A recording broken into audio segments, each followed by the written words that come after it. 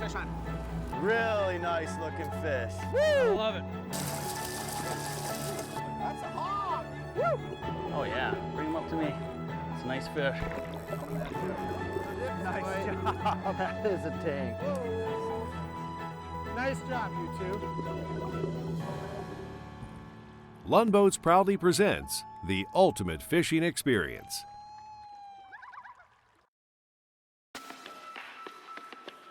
This week on Lund's The Ultimate Fishing Experience.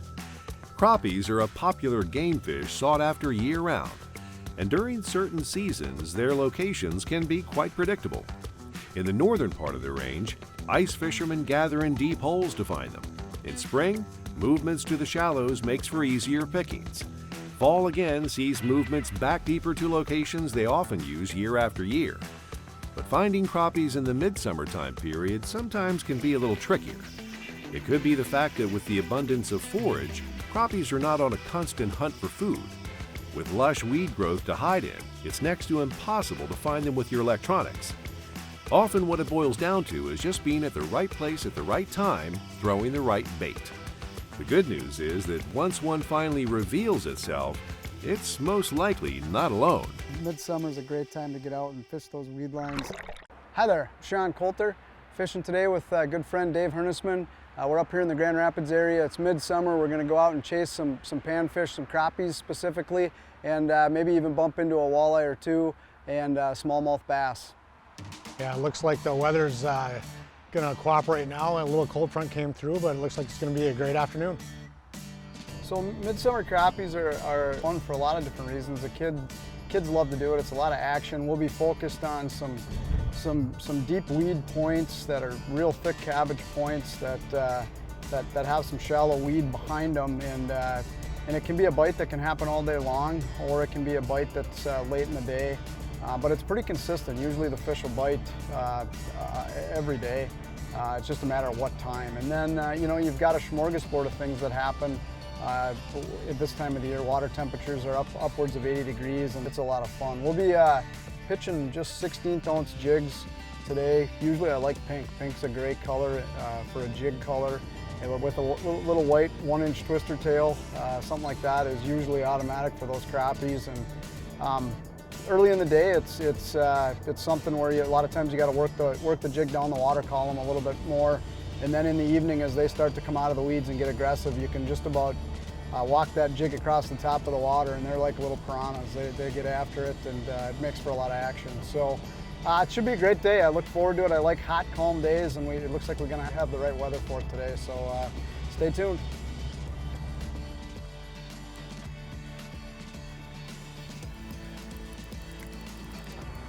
Ooh, that's a big old smallie or something.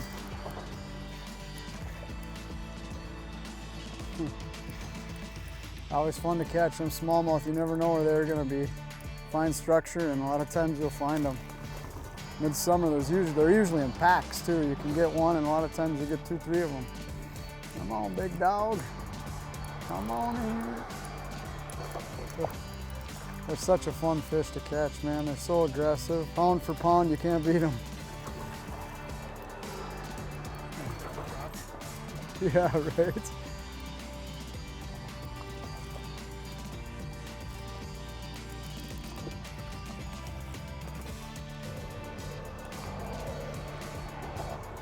Just a beautiful fish.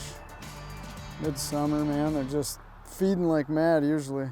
This time of the year, a lot of times in the summer, man, you just take what the lake gives you, and we're out here chasing crappies right now, and man, the smallmouth bass are usually a lot of fun.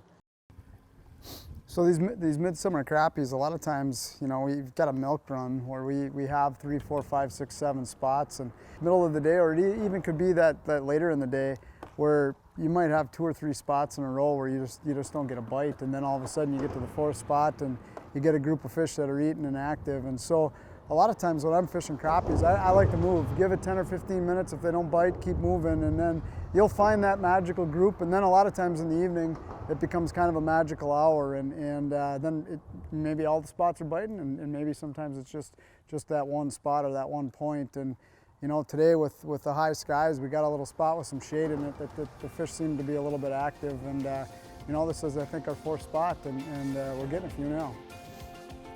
Sitting right off them rocks. There's one. There we go. There's another one. There's a good crappie. There's a nice crappie. There we go, baby. On a little bite going on here. Sweet. You like that pink, boy? There's another one. We're on them now, gang. Nice little crappie. Oh, They get real aggressive. really nice looking crappie.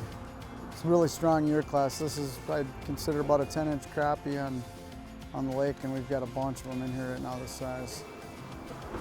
Nice little 10-inch, probably a nice little 10-inch crappie. We'll let this guy go and get a little bigger for the next guy.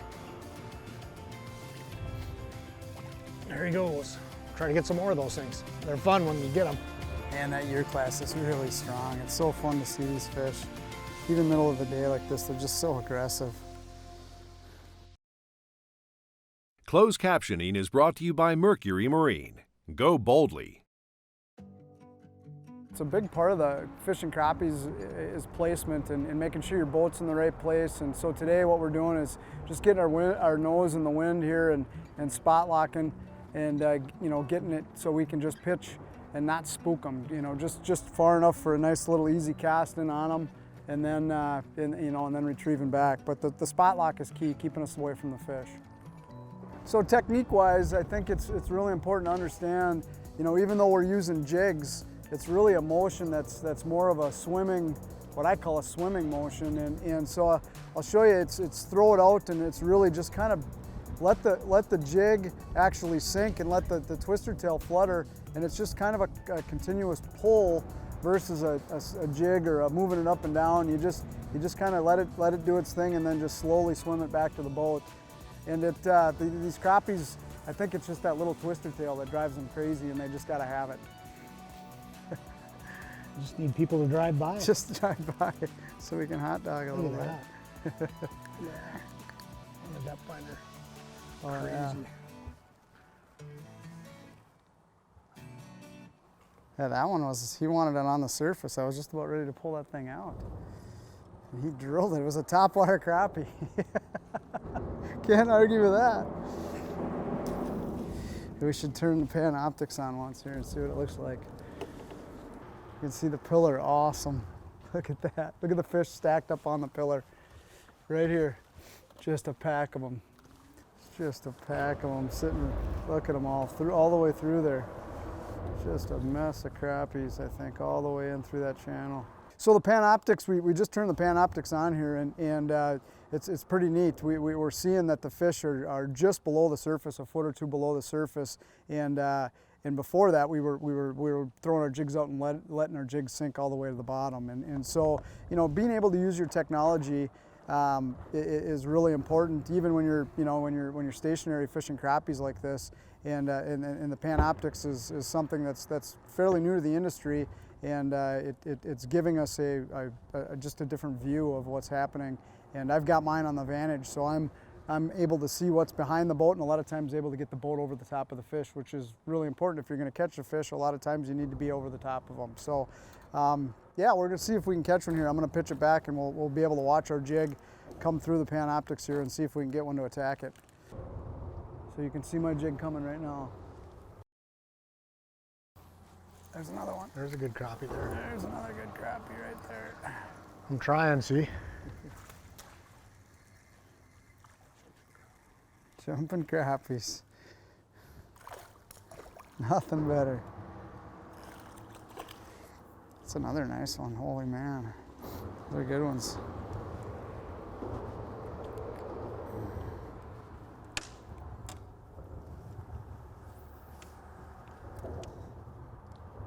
Man, the color of the fish too, it's just an amazing fish. Boy, a lot of days when you're looking for just a fun action bite, man, I really enjoy catching these things all the time, but when they get going, man, they're just probably not a funner fish to catch.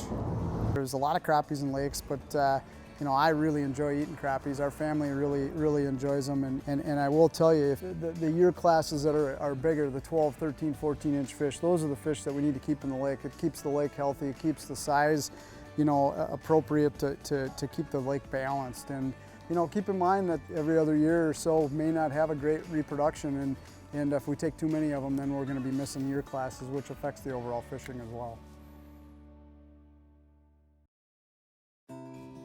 So today we're fishing out of 2075 Pro Guide, Lund Pro Guide here, and you know, it's a boat that's that I've been fishing out of for, man, it's been probably 10 or 12 years. And as a professional fishing guide and tournament angler, there's some features that you know, that I was fortunate to talk to the engineers at Lund and you know, and build a boat that really kind of handled both the guiding world and the tournament fishing. And so the space is probably one of the biggest things. We needed area to put our tackle, we needed to put our fry pans, we needed to put some wood. And so the Pro Guide has got endless storage, and it's exactly what you're looking for when you're, you know, when you're out in the boat and you've got 3 other people with you. It's really important that you got plenty of room. And then the width, there was gunnels on the Pro Vs, and we were able to you know, get rid of the gunnels, the width of the gunnels, and just come up with the sport track, and that made a big difference. That gave us a little more space, and so you know, those 2 features, and just the layout of the seats, you know, allows us to fish 4 people across. And a lot of times when we're drifting, you know, fishing walleyes, it's really important that we've got that space for each person to fish as well. And a few of the other features that are on the 2075 Pro Guide that are really important to us, starting with the live well and the recirc system that's on it. You know, whether it's us holding big minnows and bait for tournaments, or you know, on those hot summer days when you've got warm water and you want to keep the fish you know, alive, you continually run that water, and the recirc feature allows you to keep that fresh water coming, which is really important to us. And then they've probably got, in my mind, the best rod storage out there. You know, at times when we're fishing tournaments, we'll have 30 to 35 rods in the boat.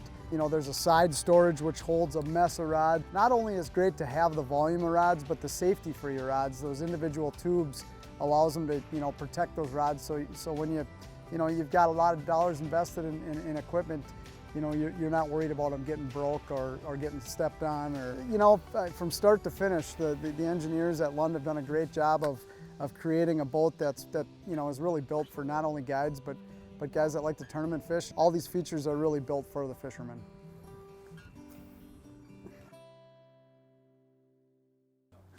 There we go. There's a good one. There's a good one. That's gonna be one of them big dudes, I think. Oh, it's a rock bass. Big old rock balboa. That's a big old balboa there. I thought for sure that was gonna be one of them big jumbos. Dang.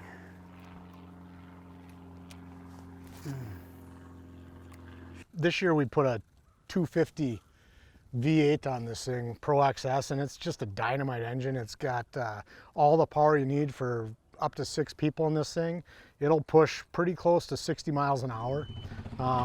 It's still got a rumble, which is nice. A lot of guys like that on these big engines. And the nice thing about Mercury is they redesigned their tiller handle, and this thing is just so smooth when you're operating it. It's safe. You let go, it doesn't move at all. They've got a few options, like they got a V6 250, and they got some 200s and 225s that are real similar engines. They all push this boat awesome. I mean, it's just crazy. But if you want a little meat on there, this 250 is the best out there for tournament fishing and ultimate guiding. So. Oh, there's a good one. Starting to wake up again. Man, those are big, nice, big, beautiful midsummer crappies. Sitting here in the middle of July.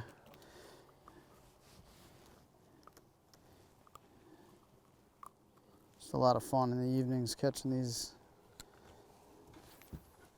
It's a strong year class. A lot of our lakes here in northern Minnesota have a lot of these that are in that range. They're just perfect eating size.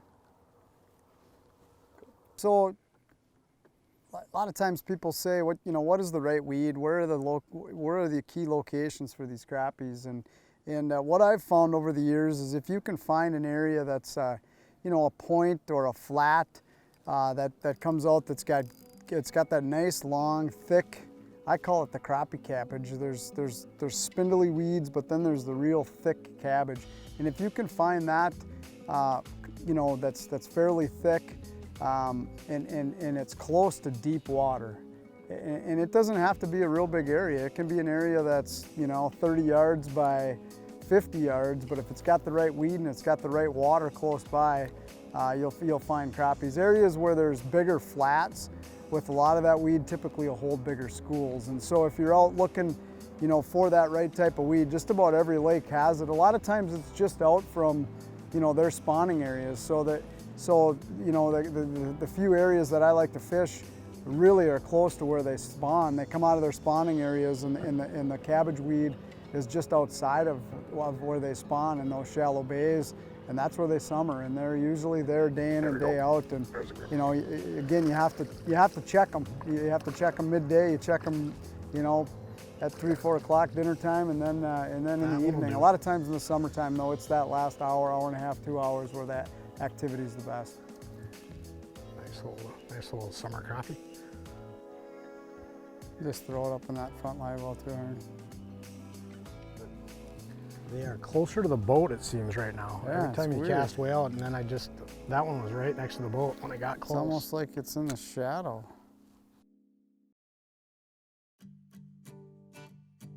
The Grand Rapids area is where I've been born and raised, and from the age of about 2 years old, my mom and dad knew that there was something a little bit crazy about me, because I'd be down on the dock fishing, and I turned that passion from an early age into something that I've been able to do my whole life, and guiding since literally my first guide trip. I think I did at age 12, and so I've been guiding for a better part of 30 years, and tournament fishing came right behind it, and I've been fortunate enough to fish with Dave in tournaments, and I think we've been fishing tournaments since about the mid-90s, and it's just something that I really enjoy doing, and walleye fishing is something that I do day in and day out. I cut my teeth in fishing in the world of bass, and I know Dave grew up on the same area of the lake that I did, and that's what we did. We bass fished every single day. We'd take the paddle boat out to the rowboat, finally Mom and Dad would give us the 9-9 to the actual fishing boat, and so and all of that stuff. It's been just a great opportunity for my entire life, but my true passion deep down inside is crappies, and I every single day there's something about them that I just really enjoy, and I don't know if it's the action that brings the kid out in you or what it is, but crappies are pretty special, and honestly, if we had our choice at our house, we'd prefer crappie over walleye, and as much as we fish walleyes, I fish walleyes almost every day, we sure like eating crappies. So it's not only for us, it brings the little kids out in us, but for my son and my daughters, the continuous action most nights with the crappies, to put the smile on the kids' faces, to get them to love what you do is really important to me as well. And not only my kids, but my customers, we do a lot of crappie fishing. So yeah, it's something that I've been blessed to be able to do, and very fortunate, and then to be able to fish tournaments with Dave. We've been lifelong friends, and that's just been an unbelievable experience for us. Good, bad, or indifferent. We always have a great day on the water and learn a lot from it. And we've been pretty fortunate to do pretty well in the tournament scene. So it's look forward to every single day getting out, even if it's for a half hour. It's kind of my piece to get away and enjoy something that I really love. Really good one.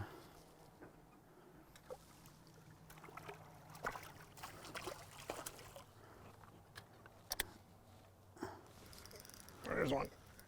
There we go. There's a double.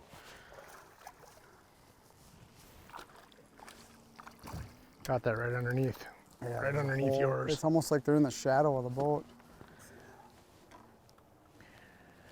Yeah, midsummer, there's a window, and a lot of times it's, you know, it might be 5 o'clock, they decide to start to eat. It might be 6 o'clock, it might be 7 o'clock, but man, when they turn on, it literally can be cast after cast. And if you just enjoy catching fish, man, it's pretty difficult to beat crappies. Midsummer, you know, I tell people you just take what the lake has to offer, and boy, they're such a fun fish to catch. So a lot of times, you know, midsummer crappies, when we're fishing these big cabbage beds, you know, there's nights, and it could be those hot, steamy nights. I've seen it when it's rainy, that the fish are just, they're like, literally, I call it like piranhas. You just run that bait just below the surface, 3-4 inches, you know, and we're fishing in 10 foot of water right now. And I mean, you just about can't have the bait high enough, and they'll come up and just attack it. And then there's nights where you got to get the bait down closer. They're hugging the structure. They're just on the edge of the weeds, and you got to get the bait down closer to them. So it might be 5-6 feet down. But the key is being patient and know that there's a window every single night that they're going to bite. And you know, if you're gonna leave early, you might miss out, and you know, you just got to be patient with them, because usually it's a window, and when the window happens and the dinner bell turns on, it's an awful lot of fun. It's another good one.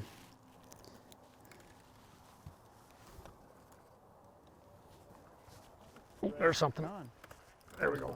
There's a crappie. There's a good one. That's a good one. Excellent day on northern Minnesota here with crappies. We started midday, and it was a little bit slow, but we kind of jumped around, and we found a few little pods. And then in the evening, when the dinner bell rang, you know, the fish started to get active. And midsummer is a great time to get out and fish those weed lines. Whether it's walleyes, bass, or crappies, the action can be really, really good. And it's just a great way to enjoy the outdoors and what we have here in northern Minnesota. Thanks for joining us. If you'd like more information, check out lundboats.com or these other online outlets.